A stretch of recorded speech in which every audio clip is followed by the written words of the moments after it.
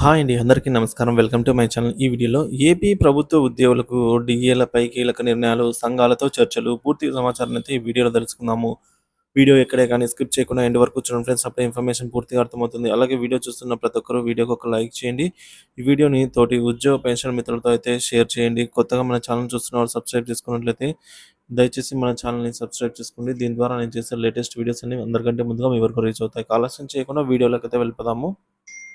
Friends ఇక విషయానికొచ్చినట్లయితే ఆంధ్రప్రదేశ్ రాష్ట్ర ముఖ్యమంత్రి నారా చంద్రబాబు నాయుడు గారు పరిపాలనపై అయితే దృష్టి సారించారండి ఈ మేరకు. ఇటీవల 2 రోజులుగా ముఖ్యమంత్రి చంద్రబాబు నాయుడు గారు పాలన సంబంధించిన అంశాలపై అయితే ఫోకస్ పెట్టి అవసరమైన చోట్ల ప్రక్షాళన మొదలుపెట్టారు. త్వరలోనే మరికొన్ని కీలక నిర్ణయాలు తీసుకున్నట్లయితే చెప్పారు. కొన్ని శాఖల్లో పూర్తి స్థాయిలో మార్పులు చేస్తున్నారని, అవసరమైతే అధికారులను బదిలీ చేసే అవకాశం ఉందని వెల్లడించారు. ముఖ్యమంత్రి పాలనాపరమైన అంశాలపై మాత్రమే కాకుండా ప్రభుత్వ ఉద్యోగుల సమస్యలపై కూడా ప్రత్యేక దృష్టి పెట్టారని అయితే నిర్ణయించారు.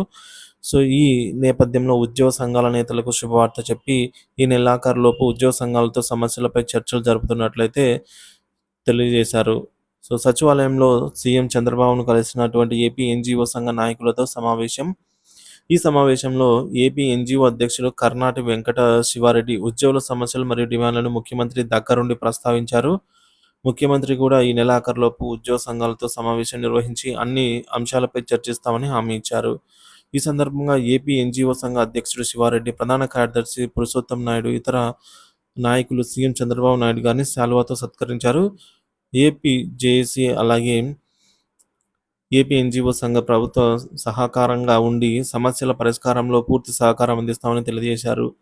ముఖ్యమంత్రి చంద్రబాబు ఈ నెలాఖరులో ఉద్యోగులతో సమావేశం జరపనున్నట్లుగా తెలియడంతో ఉద్యోగ సంఘాల నాయకులు సంతోషం వ్యక్తం చేశారు. ఈ సమావేశంలోనే అన్ని సమస్యలను ప్రస్తావిస్తామని అయితే ఒకటేసారి చెప్పావు. సో, మనకు ఉద్యోగులకు రావాల్సినటువంటివి ముఖ్యంగా ప్రస్తుతానికైతే ఐఆర్ ప్రకటించాలండి. ఈఆర్‌సీ కమిషన్‌ను అయితే నియమించాలి. ఎందుకంటే ఈ లోపల 2 డీఏలకు సంబంధించి టైం అయితే అయిపోయింది. ఈ 2 డీఏలనైతే ప్రకటించాల్సి ఉంది.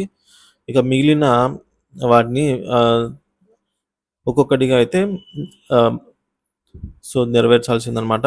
మొత్తానికి చూసినట్లయితే 25,000 కోట్ల రూపాయలైతే సో, పెండింగ్ బకాయిలున్నాయి ఉద్యోగులు మరియు పెన్షన్‌లకి. వీటి గురించిన మొత్తం చర్చించామనైతే ప్రస్తావించారండి.